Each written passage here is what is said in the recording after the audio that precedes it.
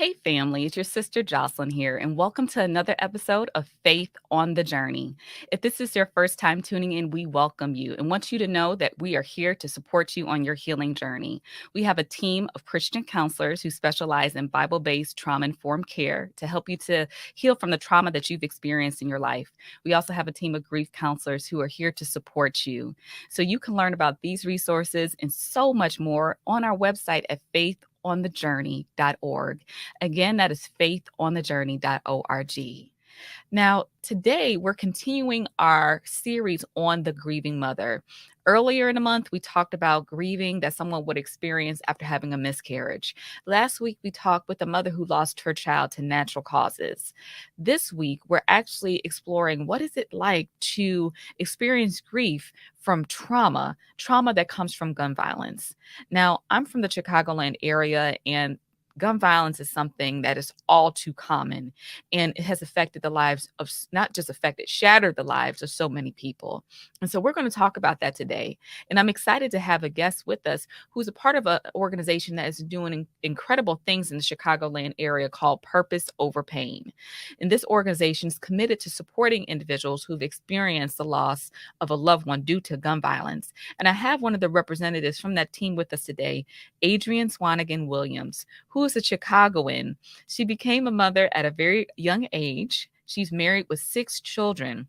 And tragically, she lost her son, Tremaine Henderson, who got into an altercation with a childhood friend. And that friend actually shot him in the chest and killed him in the Roseland community back in 2017. Adrienne refused to let this tragedy stop her from living her life, and she continued to fight for justice for her son. And she chose to become involved in Purpose Over Pain as a volunteer member in 2017. And eventually, she became a part of the team. And so we're very excited to have her on the show with us today. Thank you so much, Adrienne, for being with us. Hi, Jocelyn. Thank you for having me. Yes. And so let's just talk about the realness of this type of loss that someone has experienced. Because last week, as I mentioned, I explored with a parent about losing a child to natural causes, which is grief in and of itself. That's very difficult. But then there's an extra layer added when someone loses a child to gun violence. And so I would like for you to talk about what that experience was like for you in terms of your grief. Well, when my son was killed, it was it's a pain that it seems to you be in shock in the beginning, and then when you realize when you got to make those final arrangements, that final funeral arrangements, then you realize this is real. Um, the gun violence in Chicago that is becoming a new normal. Everybody, when you lose someone, it's like no one's shocked. But the pain that a mother goes through or a parent goes through when you lose a child to gun violence is a pain of, it's like disappointment. Your faith is tested because you question God. Why did this happen to me? I did everything right. I tried to keep my children safe. As a mother, you are, when you have children, you say you're supposed to protect your children. And in my case, I felt a lot of guilt because my son was shot in front of me in my Roseland home by a young man that I watched grow up, and his mother and I were friends. So, I always say to the parents, it's a pain that never goes away. You just learn to deal with it. You can't let it beat you. You have to keep your faith in God.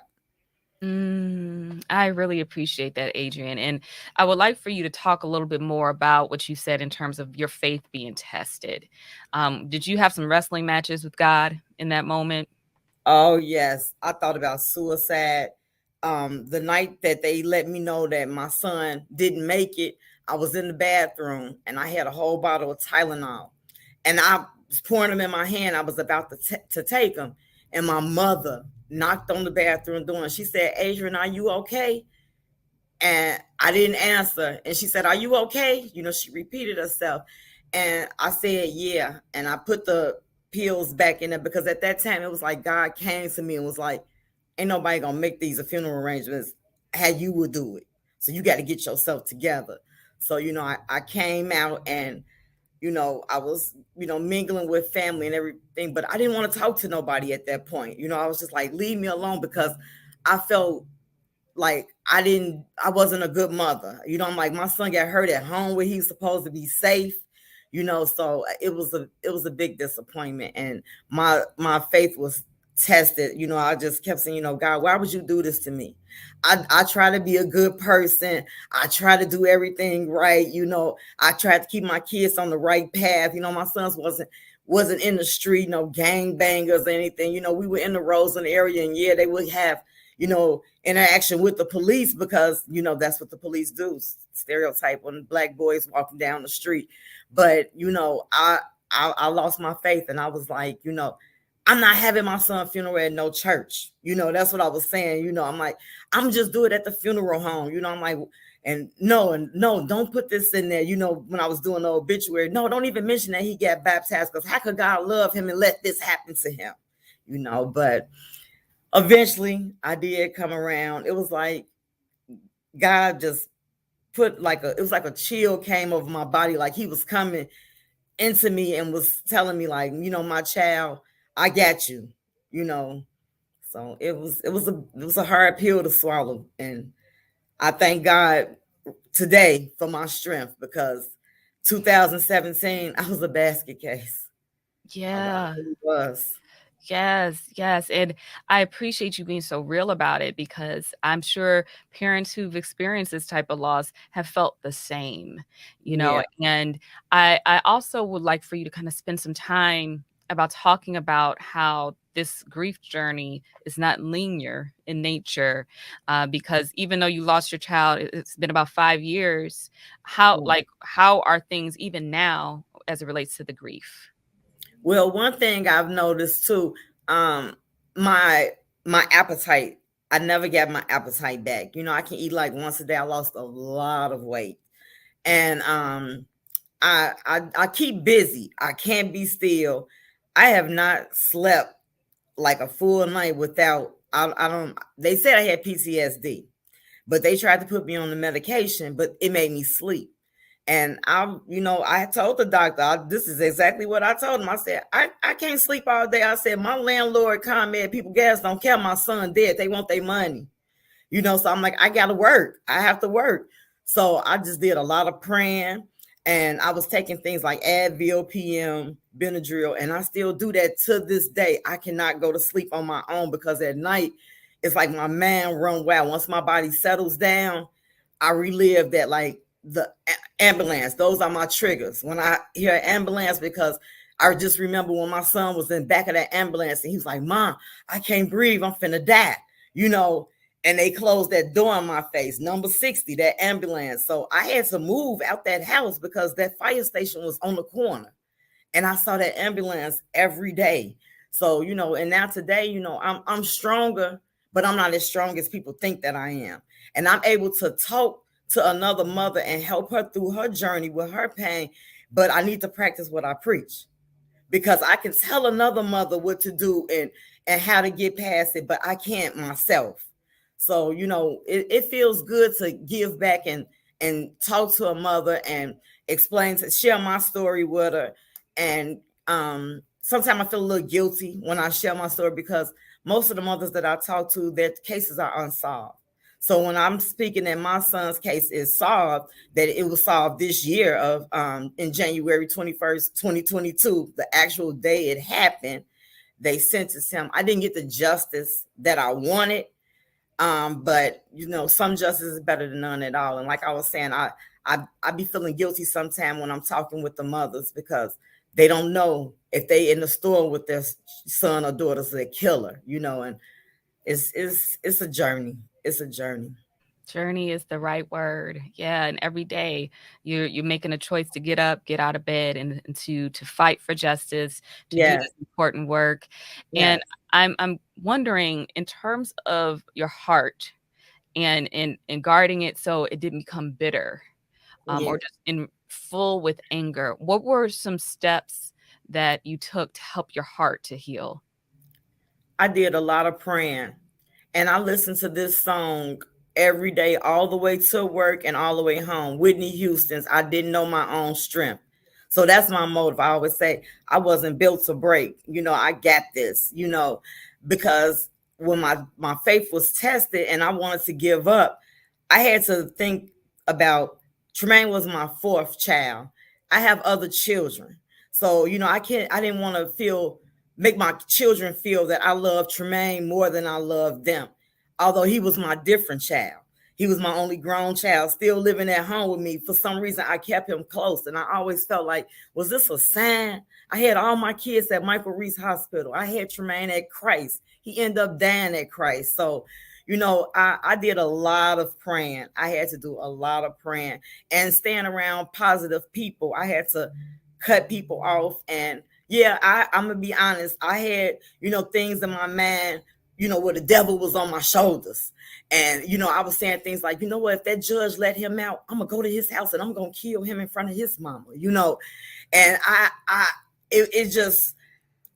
was having issues where I was feeling sorry for him because I knew him. I loved him like a son, so I felt betrayed, then when his mother stopped talking to me, that hurt because I was like, here it is.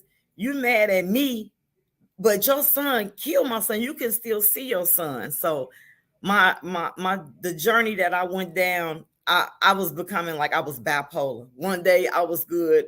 One day I could have turned to a gangster, but I'm just being honest, but I'm not that type of person. And that's why I'm thankful for my strength, because God knew my heart and God knew that I was just feeling angry and that the things that I was saying, I didn't mean. That's why I went the right way, because I think that's why a lot of the gun violence doesn't end, because they know who killed their brother or sister or their child, and they don't turn them in, and they will go and want revenge. I'm gonna kill him, but then it just keeps going on and on. So I think I did the right thing by telling who did it, and they went and arrest them. So I'm thankful for my strength, because I feel like God knew my heart and I did the right thing. The You justice definitely system did. failed me, but You did the right thing, and that took a lot yes, of courage and strength, and so I'm glad that God kept you during that difficult time, so yes, you didn't lose your mind, even those moments you felt like you were. yes, I did. I did. If you could go to jail for the things that go on in your head, I would probably have the death penalty. Yeah, I think I we all thank can relate to God. that. Yes. I'm Yes. human. I'm human. I'm only human. And as a mother, no one wants their children hurt. I always protected my children. That's why my house was a safe haven. I didn't let my kids spend the night over people's house. When they, oh, mama, can I spend the night? No, that you can't spend the night over there, but they can come over here. I was always protective of them because I was scared of molestation, or something happening, the house catch on fire, and that's just how I was. And I continue to be like that. I'm still that way. My children are grown, but I still call them, hey, I haven't talked to you today, and it's just it's sad. It's sad. And the gun violence is out of control. It It is is. out of control. It is, and I know there's some people who are listening right now who experience this and they are struggling. They are in the moments that you described just a few minutes ago. How important was a support system for you in helping you to get through those days where you were going to lose it? Well, in the beginning, I didn't really have a strong support system. It was like everybody avoided me. They didn't know how to come to me. They didn't know how to comfort me. My husband didn't know how to comfort me. Everybody was, in a loss for words. It was everybody walked on eggshells. So I knew that. So, that's why I looked for support. And I thank God for meeting Miss Alfreda, because I was a pace driver. God sent me to St. Sabina to pick her up.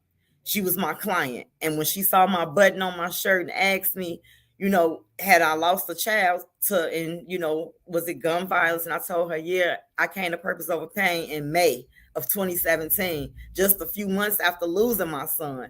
So I thank God for Purpose Over Pain. That's why I, decided to work for them, because I felt like meeting all the different mothers, everybody, nobody can really relate to you unless they've been through it.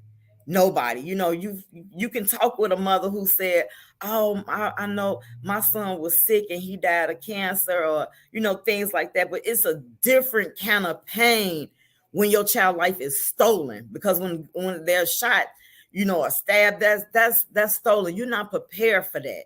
No mother is prepared to bury her child, but for their lives to be stolen, you see your child one day and then the next day they are gone, and it's just your mind is racing, especially for the mothers who don't know who killed their children. You could be in the street, and sometimes the way things are going now with life, and these boys no love in the street. Most of the time, to be honest, I believe that close friends are the ones. These are boys that are carrying your child's casket, knowing they did it or somebody they know did it.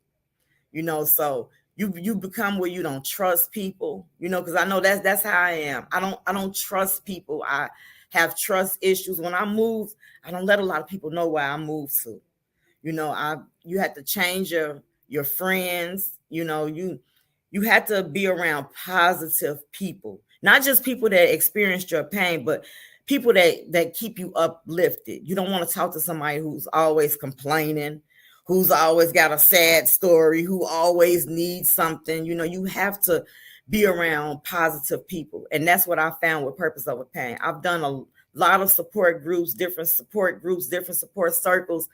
It was something about Purpose Over Pain. I could relate to the mothers, and I fell in love with them, and I've been here and I ain't going nowhere. So glad to hear that. That is great that you found a community that was able to understand, hold you in Yes, your pain, and walk with you. yes. Now, I want to go back to something that you shared just a moment ago about how there were people around you when this first happened that they just didn't know what to do. They were like on eggshells, didn't know quite what to say. For someone who knows someone who's experienced that type of loss, is there any advice on what they might be able to do to support someone who lost someone to gun violence, things not to say, what anything that you would suggest? Well, the first thing I would say, if it's a mother that lost a child and she have other children, please do not tell her, well, at least you have other children. That's one thing you don't want to hear. Don't tell a mother that she needs to get over it, or it's been 2 years, it's been 3 years, you need to get past this. There's no time limit on grief. So if you can't think of anything positive to say, don't say anything. And the things that a thing that you can say to her is, keep your faith in God. Keep your faith in God and pray. And just don't let it break you. Your child wouldn't want you to be down. Your child will always want you to be uplifted. Think about the good things. Think about the good memories. You're gonna think about the day that you had to find out that your child was gone, or the day that you had to bury them. You're gonna think about that. But think about the good times. Think about the day you had your child. You brought them home from the hospital. Think about birthday parties. Think about some funny they did, and because that's what I do. I try to think about the good memories. And it's okay to not be okay. It's okay to cry. It's okay. You have to let it out, because stress will kill you. And being in different support groups, that's what brought me to realize that I was bringing myself down, black circles around my eyes, not eating, not sleeping. You have to stay motivated. If you had to keep busy, that's what you do. That's what I do.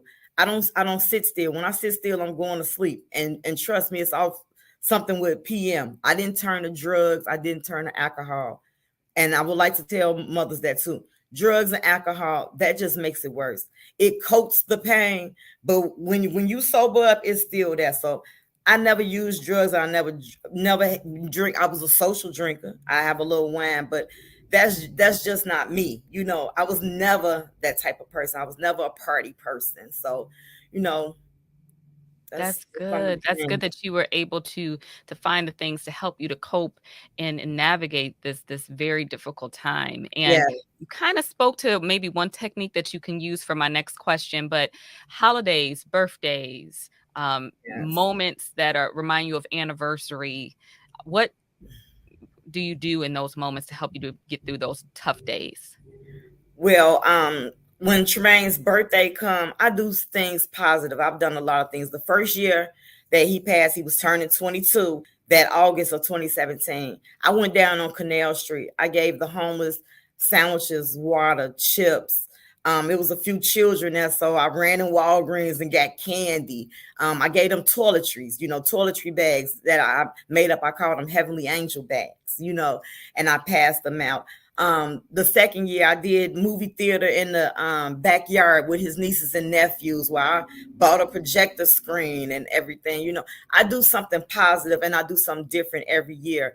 That the third birthday I did a memorial dinner where I invited mothers who lost a child, no matter suicide, sick, car accident, gun violence, and we had a nice time. I rented out a banquet hall, and gave them a nice dinner. Certainly they had rib tips and we played games. We had nice music. I do something different every year. So, I try to do things positive. And the same thing goes for holidays, for Christmas, I do, my biggest thing is Tremaine was my different child. Most children love Christmas. My son loved the 4th of July. So I make the 4th of July my big celebration. So those holidays, try to do things that you would normally do as if your child was there. Sit their picture out, like they're still there. That's the the type of things that I do. I keep his memory alive, like he's still with me. Yes, And I keeping memory alive. Yes, keep the memory alive. Don't in the death day, that's a hard one. But like I do, I go to the cemetery, and each year, what year it is, like this is the 5th year, I will release 5 balloons. This year I'm gonna do something different. I think I'm gonna release doves. Yep. So I try to do something different. I don't let his death day take me over. I don't let the holidays take me down. I stay motivated and I try to do something. I plan something, just like I did when he said my house was the house. All the parties and everything was at my house because I like to keep my family together. I'm a loving person and I love hard. And once you with me and we are friends, we're family. And that's how I look at purpose over pain. Those are my sisters and my brothers. Those not my grieving mothers and fathers. We're not grieving parents. We are survivors because we still here. You are survivors. And I love that you said that. And I also want to point out that you talked about briefly the fathers. And, we're focusing on mothers this month, but this affects men too. And so is there some things that you've noticed in the work with fathers through Purpose Over Pain that you want to share? Yes, fathers grieve too. They just grieve different. They muncho with it. They don't want to, because like I look at my husband couldn't talk to me about it. And, when I was crying, he didn't know what to say. He would look at me and it's gonna be okay. And I'm like, no, it's not. It's not gonna be okay. But fathers grieve too. And although my husband wasn't Tremaine's biological father, he helped me raise him. We had been together since Tremaine was in 3rd or 4th grade, and he was 21 years old. So Tremaine did have a father, and that he could call when he needed him. But fathers grieve too. They just don't grieve like mothers. We have a father, Alan, who is very active, who lost his daughter to gun violence, and I pray for Alan all the time. And he was very supportive for me. He was actually, him and his fiance Amy, they came to my son's trial with me, and I appreciated that. They're going through that pain, and they were supportive. So fathers grieve too, and it's not just about the mothers. You have some fathers. All fathers are not deadbeats. So just because a father doesn't express how he feels, he feels the pain too, and that's why we try to reach out to the fathers. We do Father's Day. Like we're planning one now where they're going to have game day. We give them massages and everything, just like how we do for the mothers, Yeah, we that's love important. our fathers too. Yeah. And you also, when you were talking, reminded me of how it affects not just the mothers, not just the fathers, but everybody in the family, right? The Siblings. siblings, right? Those who know. And so how have you seen gun violence affect families and in the struggles that they face, and how what words of encouragement do you encourage people with to help them get through some of the turmoil that they are experiencing?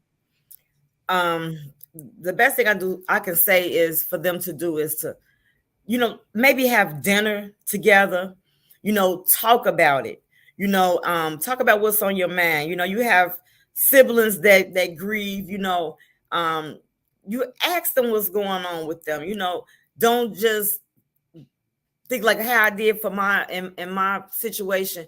I reached out to my kids and would ask them because they didn't like to talk about them, and then I would hear them talk about them, and then when they see me, they want to stop. And it's okay to talk about them, and just when you have to stay close, and when the violence is happening around in the neighborhood and everything, you just have to stay prayed up.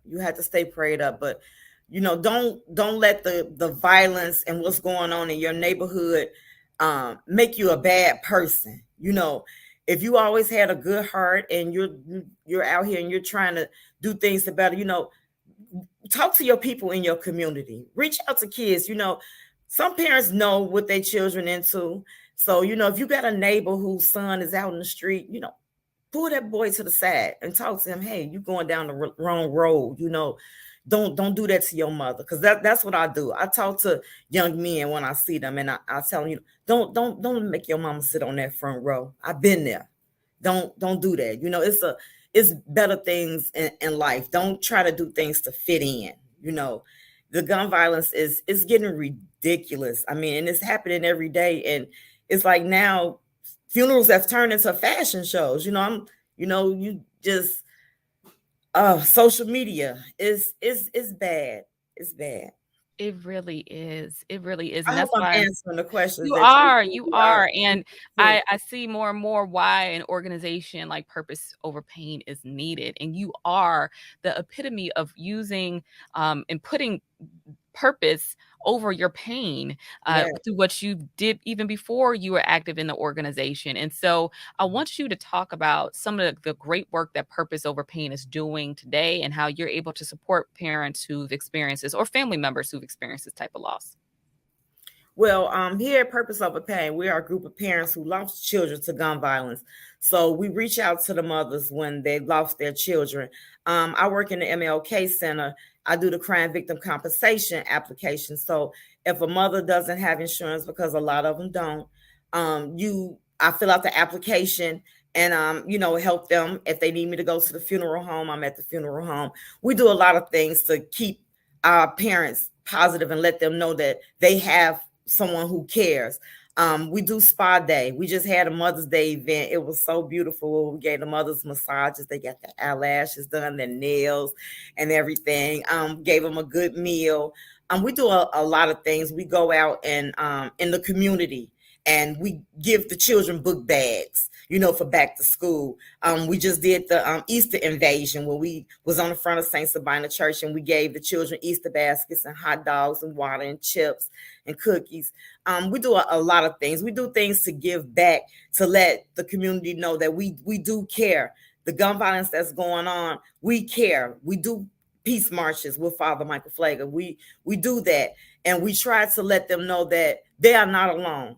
If you have experienced gun violence, you can come to Purpose Over Pain. I know there's a million organizations out there, but Purpose Over Pain, we are tight. We are tight. We are a group of parents who we try to uplift one another. We're not a group where people think my child case is more important because it was on the news. No, it's not like that. Every angel is special to us. So we do try to keep the mothers close and call and check on one another. We do the support circles with Reverend Gloria. And, it helps. We meet new mothers every day. Every day. I just spoke with a mother yesterday. Her baby is 14 years old. She lost her baby, 14. And, we have mothers in the group that has lost more than one child. Or we have, like, now we have a new mother, not a new mother, but one of our pop sisters, Sharon Purnell. Her husband, she's fighting for justice. It's been 5 years that she's fighting for justice for her son that was killed. And they're about to go to trial. And her husband was tragically gunned down a few days ago. We just had to, Pam and I was at our house. She lost her husband, Larry Purnell, to gun violence. Here he is fighting for justice for his son, and he's about to go to trial. And now she's fighting for justice for him. He was killed. So, that's that's just a big smack in the face for Sharon, and my heart goes out to her. And when Pam and I went to see her, it's just for her to break down. This is her childhood sweetheart. She's 60 years old, and she's been with this man since she was 14. This is all she know. And she's grieving her son. Now she's got to grieve her husband that was killed the same way. And this man was just out trying to make a living, a landscaper, so. It is so heart-wrenching, when you hear these stories, and it's really, it's nothing that you can say to take away the pain of someone who's experienced that type of loss. You just sit with them, hold them, pray with them, and just be there with them. And I want to ask you, when you shared earlier how it was meaningful for people to be there with you through the trial, is that one of the other things that people can do to support individuals, is advocate through justice to support those who've experienced that type of loss? Yes, it is. I went to court for years, just me and my daughters, because I knew the case was just being continue. That's what they do. Then it was on Zoom. So, you had to have that support. I've gone to court with mothers, mothers from Purpose Over Pain and mothers that's not from Purpose Over Pain. If I've done your child application and there's an arrest made, I will sit in court. Yeah, I'll sit there. I may cry with you. I may be strong. I'm going to sit there and tell you to be strong, but I may shed a tear too, because I feel your pain.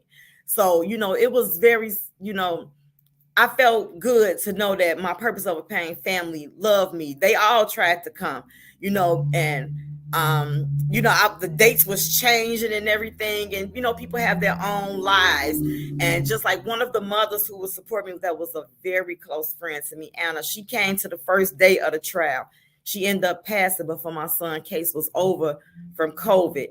And that really hurt me, because I love Anna. That was my sister, her and Tanya, we all love each other, but you have some of the mothers who are a little closer than others. But I love all my pop sisters. I'm just a little closer with others, but I do try to reach out to them. But you do need support when you're going to court, or even if they haven't made an arrest, you still need that support. And if you're giving out, we pass out flyers, the parents get a reward flyer. We go out there and we march down those streets with our sisters and our brothers, who have lost children to gun violence. It could be the roughest neighborhood. We're out there. Your child got killed right here. We're going to pass out this flyer. And we've done that. And people know who did it, but they're not going to say anything. Sometimes the flyers get tore down. That's painful for you to drive down the street and know you put a flyer on hold, somebody tore it down because they don't want anyone to tell. But you definitely need a very strong support system, especially when you're going to court. It's important. It's important. Yeah, it really is. It is. Now, I want to ask your opinion on this, because people have their different thoughts on what this looks like. But after experiencing such a tragedy, what does healing really look like? What do you believe healing looks like? It's invisible, because you putting on a face that you don't really feel inside. Like, I smile every day. People always say, like, Adrienne, you always so happy. And they don't know I'm dying inside, but it's an experience that sometimes, you can see the stress on somebody's face. You can tell when somebody's okay and when they're not okay, so, by my experience with it is, this is your new normal. This is your new normal. And I always say it is okay to not be okay. Yeah, it is okay not to be okay, and be honest about that. I think the reality is it is your new normal, but you will make it. And yes, I say, and I will love your thoughts on this, that when it comes to healing doesn't mean that you won't miss, in this case, your child, that you won't cry sometimes, yes. that you won't struggle, that you won't, have a moment where you revisit. But it does mean that you will be able to experience joy again in your Yes. life, and you will be able to laugh again, and you will be able to have a relationship that's rekindled and even maybe stronger with God Yes. again.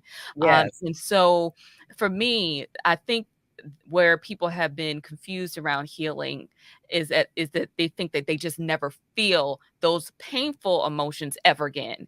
And sometimes that does happen for people, Yes. which is amazing. But I also do believe when it comes to certain type of losses, that you'll always, miss your child, and that's okay. But it Yes. doesn't mean that you can't experience the healing in God's comfort in your life. Yes. Yes. You have to keep your faith in God. You have to pray. Um, to build up your strength. Self-care is a good thing. You have to do something for yourself. I'll never forget Trayvon Martin's mother came to a event we were having here at St. Sabina. And when she was saying, do something for yourself, go get your nails done, go get you a massage. And I started doing some of those things. I haven't been able to do them in a while, but because I'm a grandmother. I have 8 grandchildren. My son Tremaine, he didn't have any children, but my daughter has 4. My other 2 daughters have a child apiece, and my son has 2 children. So I'm a busy lady. So when I'm not with Purpose Over Pain, I'm with family. And, my children say that, oh, mom, you got an event? You got to, if I don't have an event, they're there. But, your support, you have to do things to make you happy. Don't live in it. Don't live in the grief, because stress will kill you. I'm telling you. I've been there. I've been in that dark hole. And like I said, I kept listening to that song. I always tell that song to mothers. I say, go on there and listen to Whitney Houston's I Didn't Know My Own Strength, because she says it. I crashed down, I tumbled, but I didn't crumble. And she says she wasn't built to break. So that's my motto. I've been like, I wasn't built to break. I wasn't built to break. I'm not a grieving mother. I'm a survivor. That's right. That's So right. I need to make a T-shirt that says that. yes. It's the truth. And anyone who survives that experience, you are a survivor, and you're going to make it. I know right now, as you're watching this show, you might feel like you don't even see yourself making it through the day, but No. you will. God will Yeah. carry you through, and reach out. This is, I think, one of Yes. the main things you've been saying, Adrienne, is the importance of Yes. reaching out and getting help. Yes. Don't sit at home, and it's okay to cry. Yes, cry, let it out. I've done that plenty of times. I can drive home today and a song will be on the radio, and it could be about love, but it's like I get emotional. I notice things that I wasn't emotional about. Now that's how I know it changed me. I was watching John Q, crying the whole time through. I said, Lord, what is this? But it's just, this is my new normal now. I show more empathy. Every mother that's grieving, she's not looking for sympathy. All that. No, show empathy. Show that you care. Call her one day and say, you want to go out to eat? You want to have lunch? Girl, want to go to the nail shop? You don't have to pay for it. We're not looking for sympathy. That's one thing we don't want to be shown sympathy. Just show empathy. Show that you care. That's one of the strongest things I say. Amen to that. I really appreciate you pointing out the difference, Yes. because just being there, I think people are so scared to say the wrong thing that they just avoid. But Yes. just, being around, saying, hey, Right. let's go get our nails done, hair done, or whatever your thing is. That's a Right. great way to support someone. Yes. Yes, it is. Just calling to check on them. Hey, I didn't want anything. I have a girlfriend, my girlfriend Karen. We've been friends for 30 some years, and she'll just, out the blue text. Sometimes she send me prayers every morning. Or sometimes she'll just go, hey sis, I was just trying to see how you was doing. I'm like, I'm good. I'm at work. She's like, okay, me too. Have a good day. Love you. That's how you can check when you don't know what to say. Just a call, just say, hey, I'm gonna be real quick. I just want to see how you was doing. Or shoot them a text, love you, thinking of you. That goes a long way, and you never know how you will brighten someone's day, just letting them know that somebody's thinking about them. Text them, good morning, beautiful. How are you? things like that touch you. I know those things for me. I get up in the morning, look at my phone, I say, oh wow, everybody in text me. I'm like, oh, okay, they thinking about me. I'm gonna have a good day today. That's good. Yeah. I hope people hold on to that because we do want to reach out to people who've experienced that type of loss. And not Yeah. just that type of loss, but any type of loss, grief, or event. Reach out. People need a community, as we've been saying this whole show. And if you're aware that it's a death anniversary, if you're aware if it's a birthday, if you're aware of these things, Reach definitely out. on those days, reach out. Yeah. Even Even if, say, hey, do you got something planned for that day? Mhm. Whatever Yes. it could be, it can make a big difference for someone who might be struggling in that moment. Yes, yes, and that is so true, and that's what we do. Miss Alfreda, put it on Purpose Over Pain private page or in our group me, or Pam will, and say, hey, it's so and so's angel day, it's so and so's baby's heavenly birthday, and we reach out, and hey, send the hugs, love you, you got this, it does, and I try to reach out to the support circle, when I'm able to sit in the support circle, I can, I will, or I, may come on. Sometimes I don't turn my camera on, I'll listen, but it does help. And I try to support all the mothers. I love them all the same. I can't sit here and say, oh, I love this pop mother more. And I love them all the same, just in different ways. That's good. Yes, there's so much love in that sister circle and that men's Yes. circle too, because it's for everyone. Yes. But yes, and I would love to encourage anyone who's experienced this type of loss, especially if you're in the Chicagoland area, to reach out. So how can they get in contact with you? Well, they can reach me here at Purpose Over Pain. They can I'm here at the MLK for right now at 7840 South Racine. My number for Purpose Over Pain, my personal cell phone for Purpose Over Pain is 773-678-2500. And they can call me. You can reach me from 9 to 5.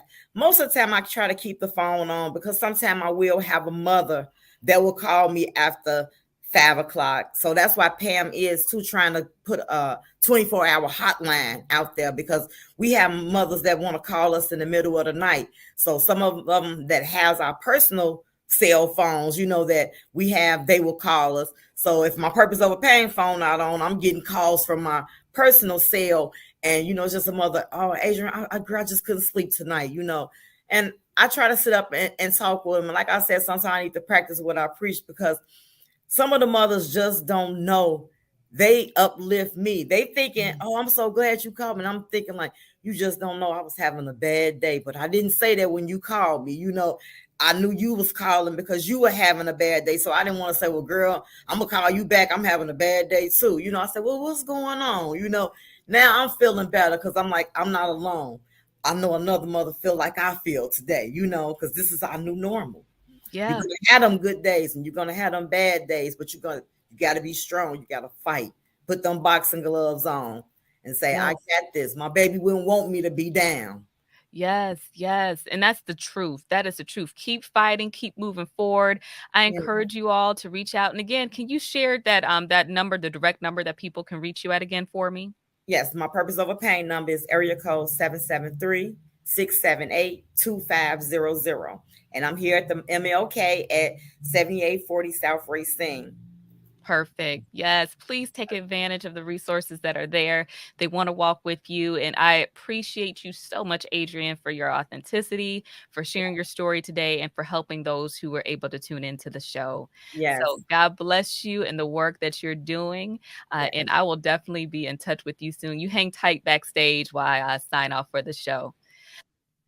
But thank you all so much for tuning in for this broadcast today. I really appreciate you being here with us as we discuss this very difficult topic of grief and loss after experiencing gun violence. And so hopefully this episode blessed you. And if you are looking for additional support, we also have healing resources available on our website at faithonthejourney.org. Again, that is faithonthejourney.org. So please check that out, subscribe. And if you like this broadcast, please don't keep this all to yourself. you know someone who might have been affected by gun violence, share this with them so they can be encouraged, and let the world know that they can find hope and healing and strength through God. And so thank you again for tuning in. Until next time, you keep your faith on the journey. I'll see you soon, family.